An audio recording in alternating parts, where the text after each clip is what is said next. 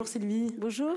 Alors merci de nous accueillir dans cet atelier qui est aussi une galerie d'art et nous sommes surtout dans une des plus anciennes maisons du Helgoat, une maison chargée d'histoire. Ouais, c'est vrai, c'est une maison qui date de 1668 et c'est la maison des ancêtres de Jacques Kerouac. Vous le saviez en achetant ici, je crois que ça fait quelques années déjà que Oui, vous êtes là. là je vais vers ma 7e année, en 2012.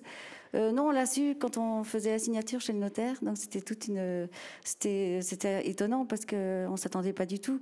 C'est vrai qu'on voyait que c'était une vieille maison qui nous attendait parce qu'on est passé dans la ruelle et cette maison-là, on sentait qu'il y avait une histoire à l'intérieur.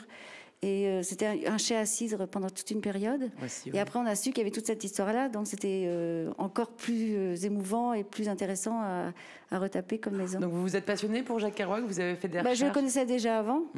Et là, c'est complètement surprenant quand on entend ça. C'est vrai que ça fait plaisir. Et on a un petit peu essayé de savoir un petit peu plus sur cette histoire-là.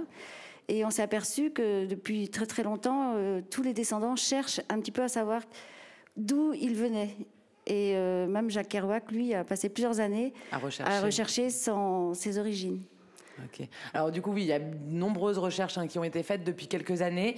Regardez ce reportage de Sophie Lecroisier sur la généalogie de Jacques Kerouac en Bretagne. Sur les traces de Jack Kerouac, de ce Breton d'Amérique hissé au rang des plus grands auteurs américains du XXe siècle. Sur la route, Satori à Paris, Jack Kerouac y raconte sa vie, ses voyages.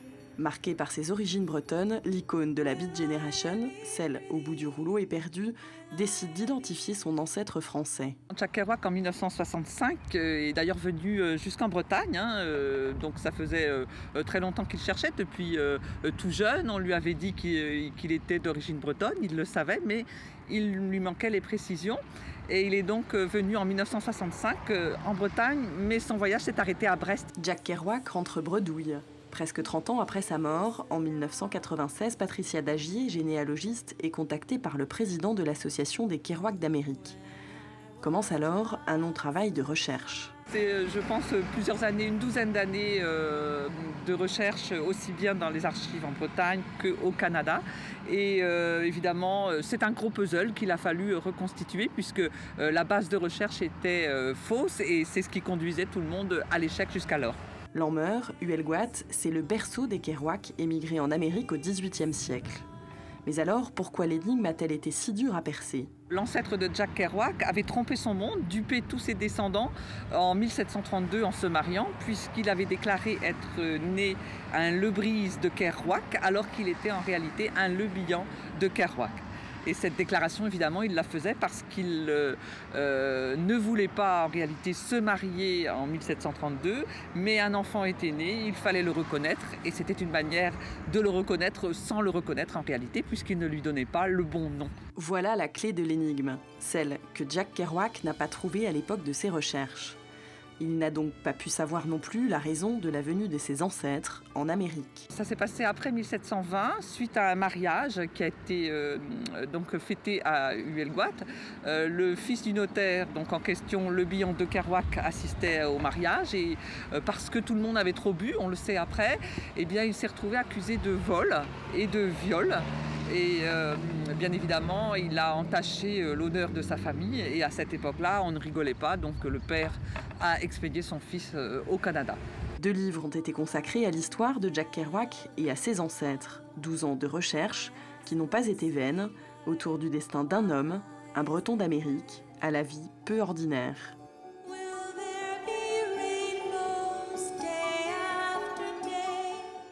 Alors Sylvie, donc il y a 7 ans, vous arrivez à Huelgoat, vous êtes artiste peintre, sculpteur aussi. Oui. Qu'est-ce qui vous inspire dans les Monts d'Arrée ? En fait, déjà, j'habite dans les Monts d'Arrée ici un petit peu, donc je me suis installée à Huelgoat parce que je voulais me poser. Je voulais un atelier où je pouvais montrer mes sculptures, mes peintures en même temps, parce que jusque-là, j'exposais un petit peu partout, à droite et à gauche, et j'avais pas forcément tout mon travail mis en valeur, voilà. Et donc j'ai trouvé ce lieu chargé d'histoire, comme on a dit tout à l'heure, et je me suis installée. En fait, je travaille l'hiver dans l'atelier, tout l'hiver, et je n'ouvre au public que l'été. Donc l'été, les gens peuvent venir L'été, tout le monde vient, le public c'est ouvert, c'est entrée libre, enfin voilà. Et voilà, donc j'ai besoin un petit peu de répit et être seule pour ma création. Donc l'hiver, c'est vraiment l'atelier. Je m'installe, je m'étale et voilà, je crée. Est-ce que c'est un lieu quand même propice aux artistes, Huelgoat? C'est comme ça, un petit peu isolé, au cœur du Finistère. Est-ce que ça a changé quelque chose dans votre façon de travailler? En fait, moi, je travaille essentiellement sur l'humain. Mais forcément, le climat aussi, quelquefois, qui est un petit peu lourd, pesant, avec les nuages bien gris, bien bas, ça aussi, ça me traverse. Donc, ça sort forcément dans ma peinture, dans ma sculpture. Donc, voilà, et ça peut être aussi les couleurs d'automne, comme on voit ici, les couleurs un petit peu chaudes quand je traverse les monts d'Arrée. Mais voilà, c'est essentiellement sur l'humain. Je travaille que... Alors, vous avez trouvé d'autres artistes à Huelgoat? Oui, bien sûr. Je ne suis pas toute seule. Donc, il y a Michel Guinaud, il y a Bérette, voilà, entre autres. Il y en a d'autres, Laurent Phélep, il y a aussi Patrice Langlois qui est musicien. Donc, ça se mélange un petit peu, tout ça. Et en fin d'été, là, cette année, on a monté un collectif qui s'appelle Entrée libre, justement. Et parce qu'eux aussi essayent d'ouvrir leur atelier pendant l'été. Donc, on est quand même un petit groupe. Et c'est un petit peu pour montrer un petit peu la dynamique de tous les artistes créateurs du Huelgoat. Mais vraiment les artistes qui aussi, c'est pas évident, travaillent tout l'hiver et l'été après montrent leur travail. Il y a une vraie communauté d'artistes à Huelgoat, voilà. C'est dû à quoi, hein? Je sais pas. Je sais pas, parce qu'on n'est pas les premiers quand même, parce qu'il y a eu du passage entre Victor Ségalin et tout ça qui sont passés sur Huelgoat. Ça fait beaucoup. On va revenir un petit peu sur votre travail. Comment vous procédez quelle est votre façon de travailler? Ça se fait très rapidement, vos tableaux, c'est une inspiration comme ça? En fait, je suis un petit peu hyperactive. Donc, j'ai tout le temps, toutes les idées se bousculent en permanence. Et en fait, je m'aperçois que tout qui peut, que ce soit à la radio, que ce soit les événements, tout ça me traverse. Et après, bon, ça peut être, par exemple, les indignés. L'année dernière, j'ai fait un tableau sur les indignés. Ça peut être aussi moi-même qui suis je peux être un petit peu, je sais pas, contrariée avec une annonce à la télé, à la radio, enfin peu importe, ou même des rencontres. Et tout ça, ça se ressent après dans mon travail. Ce sont vos émotions aussi à travers les tableaux. Alors beaucoup de visages, de corps dans vos peintures, dans vos sculptures. Vous travaillez avec des modèles ou ça sort complètement de votre esprit? Non, mais par contre, j'observe beaucoup les gens. Et ne serait-ce qu'une petite rencontre, par exemple, nous deux, par exemple, on ne sait pas, ça peut après... Vous allez me peindre. Voilà. C'est juste l'émotion qui me traverse, c'est pas forcément c'est pas une psychanalyse que je fais, enfin, ça n'a rien à voir, hein. C'est vraiment, voilà, ça sort, ça me traverse. Après, ça m'appartient plus. Voilà. Après, la personne l'amateur d'art qui achète mes œuvres, lui, ça lui appartient complètement. Moi, j'ai aucun souci après pour que ça parte. C'est surtout, moi j'adore le moment précis où je travaille. Et je me souviens tout le temps dans quel état j'étais pour faire telle ou telle peinture ou telle sculpture. Alors vous êtes musicienne aussi, vous vivez avec un musicien et vous travaillez ensemble parfois? Alors ça arrive, je suis contrebassiste avec lui. Et au début, j'avais proposé à Patrice que je fasse quelques peintures pendant le concert. Et il dit non, elle va partir dans sa bulle, donc il vaut peut-être mieux pas. Et finalement, on a réussi à mettre en place, je quittais ma contrebasse par moment, je faisais une peinture pendant quelques minutes, c'était vraiment une performance. Ensuite, il a monté un groupe avec guitariste, batteur, plus lui qui est multi-instrumentiste. Et moi, alors derrière, je fais une fresque de 5 mètres de long pendant le concert, pendant l'heure du concert. Et de temps en temps, je m'autorise à prendre la contrebasse et faire les voix ça me fait des petites pauses.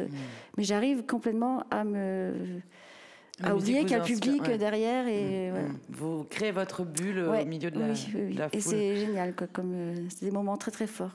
Très bien. Alors, au côté info pratique, donc la galerie rouvrira quand au printemps prochain, 2012? Quelquefois, j'ouvre un petit peu à Pâques.